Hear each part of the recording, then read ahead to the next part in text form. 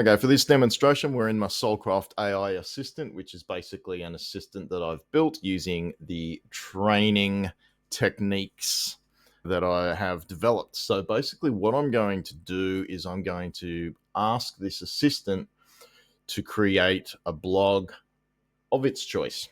So I'm just going to paste the prompt in there, create me a blog of your choice around this product. I'm going to test it on an AI detector. So you need to ensure it's locked into the documents in your knowledge base and the language you've been trained on. You notice that I haven't instructed this thing to fool the AI detector. I've said that it needs to be locked into the documents in the knowledge base and the language you've been trained on. So I haven't given it any guidance on how to fool an AI detector. I've just said, make sure it's really locked in to my business.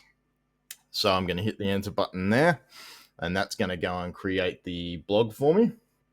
So off that goes.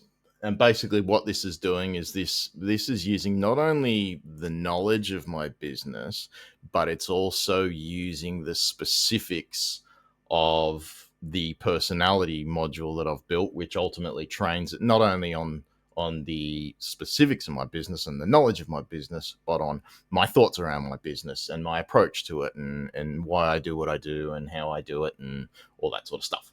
So what I'm going to do is I'll wait for it to finish. Looks like it's finished. Now what I'm going to do is I'm going to grab this blog and I'm going to copy the text, and then I'm going to come over to one of the most popular AI detectors, which is Quillbot, and I'm going to paste the text, and I'm going to hit detect AI. And as you can see, 0% of text is likely AI. Now, this is a very, very advanced detector, this one.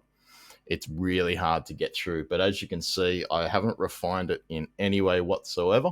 All I did was say, just make sure that you're locked in to my business. So I'm being really authentic with this thing. I'm saying, talk about what you know about my business.